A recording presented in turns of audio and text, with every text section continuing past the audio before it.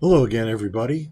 This is Rocketrickj18, and today I want to talk to you about the second half of my pickups at the National.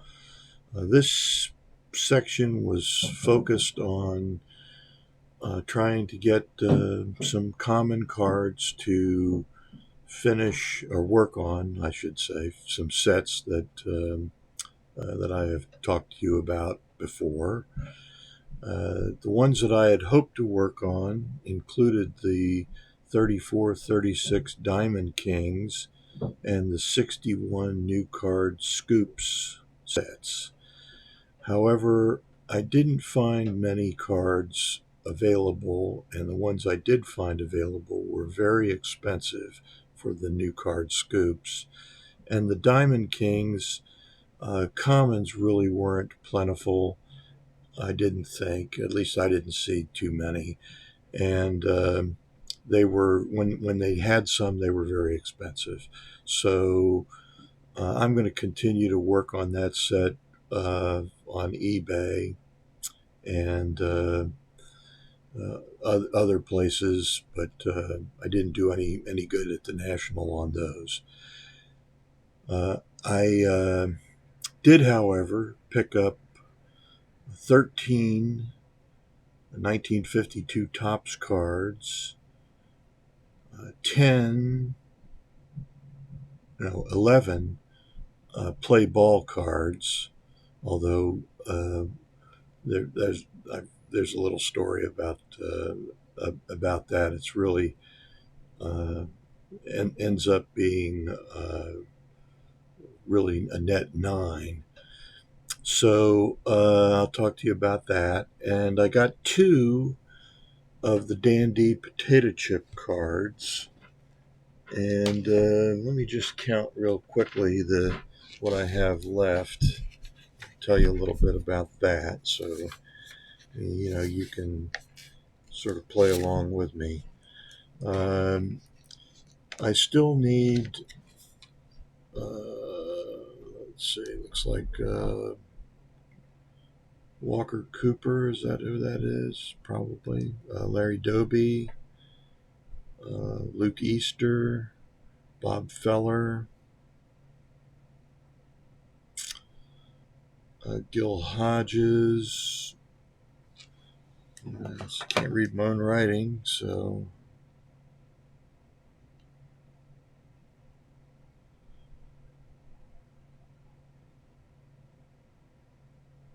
I think it's Mike Hegan. That's a common card, more or less. Smith, Snyder, and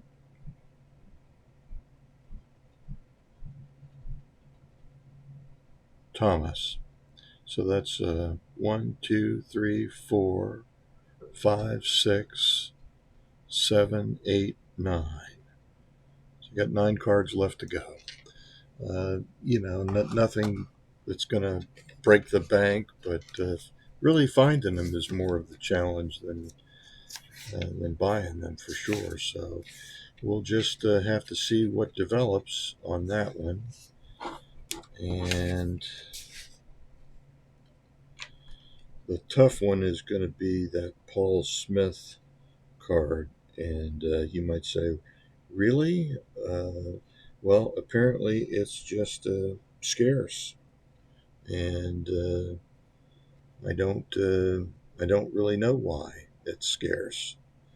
Relatively speaking, scarce. And the Walker Cooper card is probably next in that list of cards that are expensive. Relative, again, this is relative, so oddly, both of those may be less expensive than the Feller card, so or the Dobie, but I don't know for sure. We'll just have to see what happens. So without any further palaver, how about if we turn the camera down, get it set up, and then we'll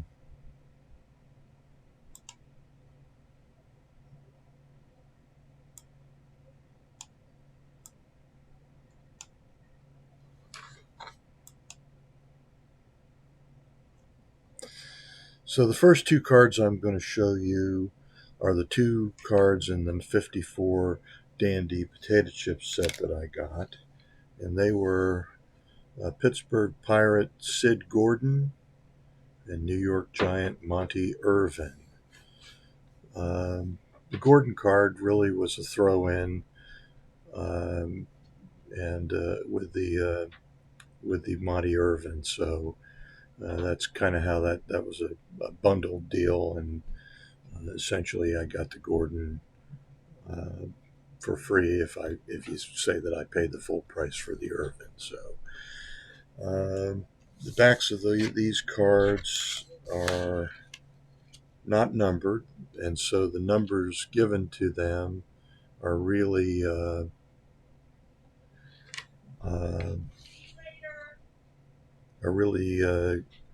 that was my wife, in case you heard that. She's leaving to take the dogs to the vet.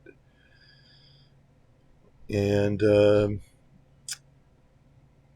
so the numbers that are given to them are just the alphabetical order for the 29 cards in the set. So that's the Dandy potato chips.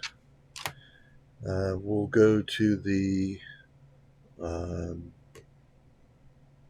52 tops next. And the first card I'm going to show you is, okay, these are kind of in, the stack is sort of in reverse order. So the first card I'm going to show you is card number 227, and that's Joe Garagiola. And it's got some writing on the front, rounded corners, but it's a nice looking card from the standpoint of the surfaces, more or less unblemished. There are no paper loss issues or anything on the back.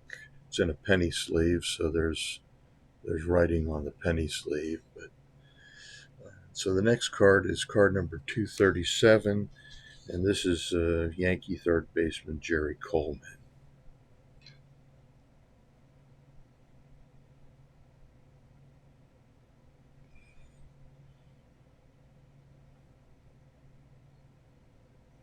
It has a big crease across the hat, you can readily see, but again, otherwise it's not in bad shape.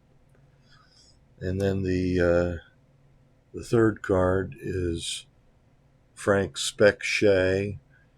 Frank was really, I guess, one of the heroes, pitching heroes of the 1947 World Series championship team, but he was on his way down. I think he hurt his arm and just never really got back in the scheme of things. So that's the first three cards.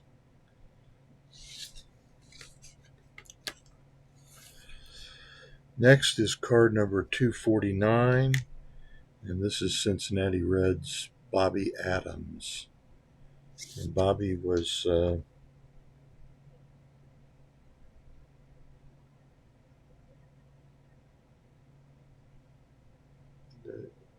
third baseman.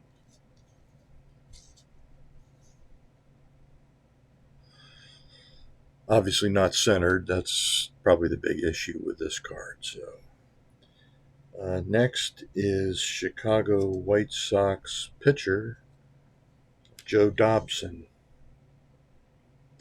This card, the centering's not awful. It's off a little bit, and the card doesn't look in too bad a shape either. The next card is Chicago Cubs outfielder Bob Addis. And as you can see, there's paper loss here and here and down here. So it's practically missing the lower right corner. So it's in pretty rough shape comparatively speaking. The back is what you would expect from having seen the front. It's that lower right corner is just more or less gone. But it's suitable for my purposes. 249, 254, and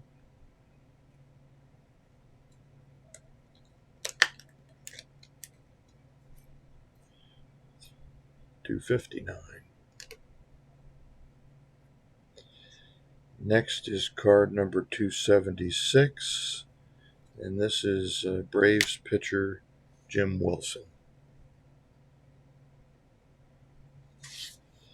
And this card has some pinholes, little smudge right over here on the border next to the hat.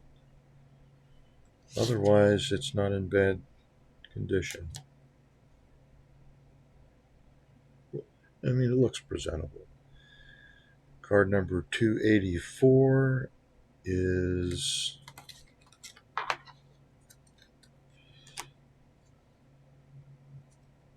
St. Louis Browns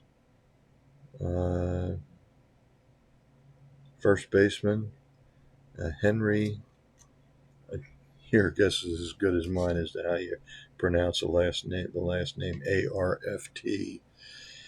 I guess you just should be glad that it's not FART. Anyway, that card is in pretty good condition, and looks pretty good, even though he has an unpronounceable last name.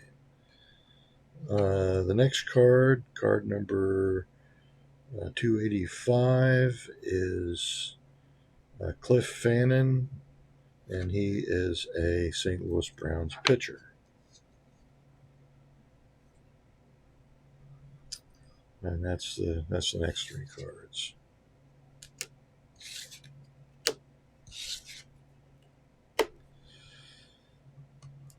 And then the next card is St. Louis Browns infielder, formerly with the Yankees, Joe DeMaestri. Lots of little creases and blemishes, but the color looks good on the card and off center. So definitely some condition issues. Card number 287 is Steve Bilko, first baseman with the St. Louis Cardinals.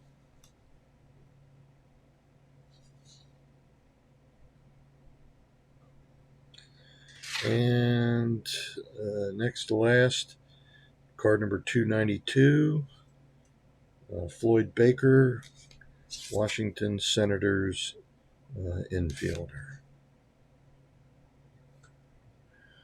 And there's the Bilko card has a crease right down the middle of the card, but not through the face, so that's good. It's got a little paper loss you can see right up here, and corners are rounded. It's not badly centered, and so same with the Floyd Baker card. It's reasonably well centered, although it has a little paper loss right here.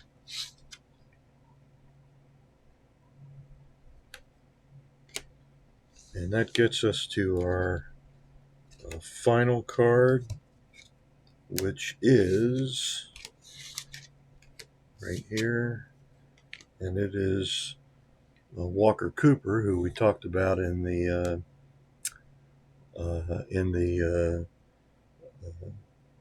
Dandy Potato Chips set. So he's card number 294. And, Walker Cooper was a Southern ball player. He just couldn't see himself. He had been on the Brooklyn Dodgers when Jackie Robinson came up.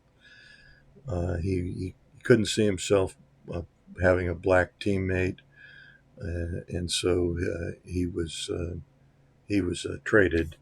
And I think it's maybe says a little bit on here. He was a very good player.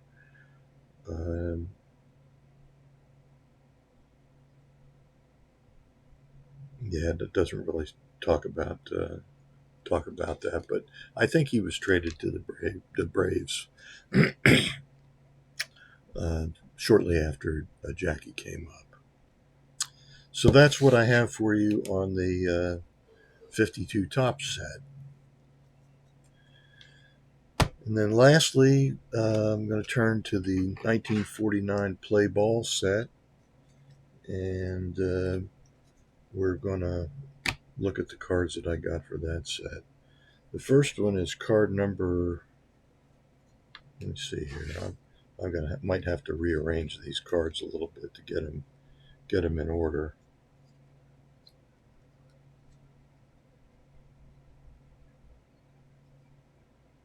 No, I don't. Okay, here we go. The first card is card number 53, George McQuinn, and George is a first baseman with the St. Louis Browns. Nickname, as you often see the nickname on the front of the card, and being a Mick, his nickname is Mac. So the next card is card number 54, William Trotter, a pitcher with the St. Louis Browns.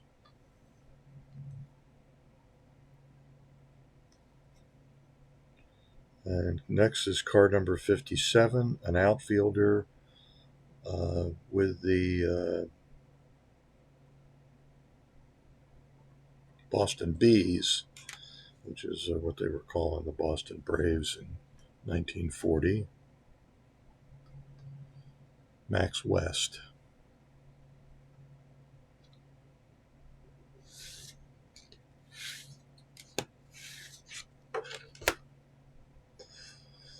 Okay, next is card number 59, and he is a shortstop with the Boston Bees, Harold Worstler, and nicknamed Rabbit.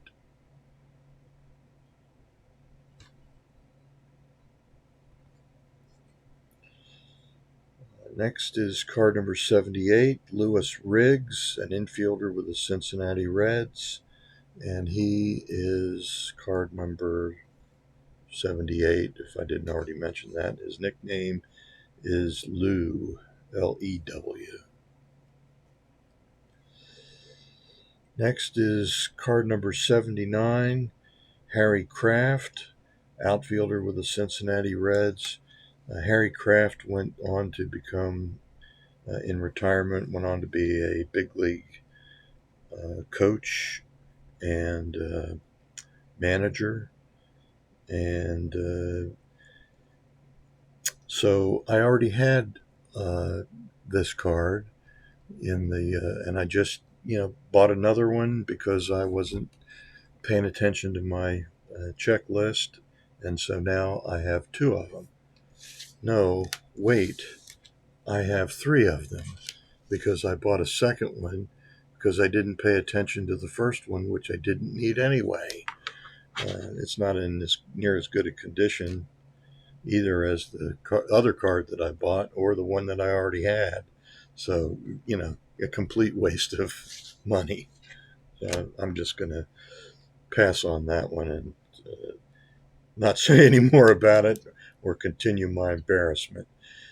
Next is card number 80, William Myers, a shortstop with the Cincinnati Reds, and his nickname is Billy.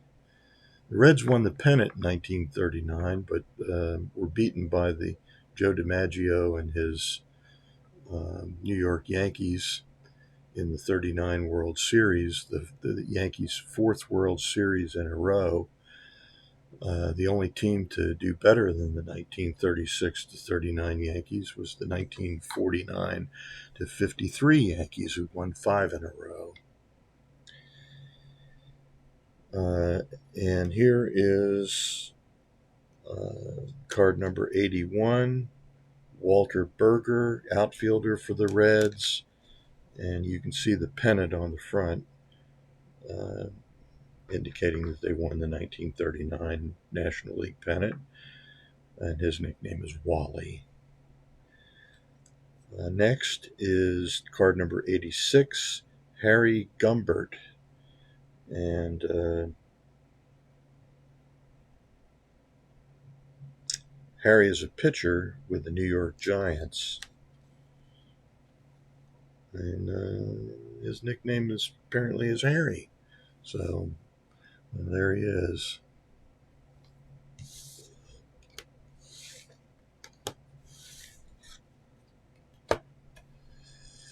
And the last card, card number 87. This is not a common card. This is a, a card of the great pitcher Carl Hubbell with the New York Giants, and I'm really was very pleased to pick up this card within my revised budget of $150 for everything that you've seen here so far. Carl is card number 87, and again, these cards are in gently used condition for the most part. So I'm tickled to death to get this. This is definitely my pitcher's national, picking up 4 Hall of Famer pitchers, including 3 of the top 4 winning pitchers in the history of the game. So Carl Hubbell. And that's what I have to show you.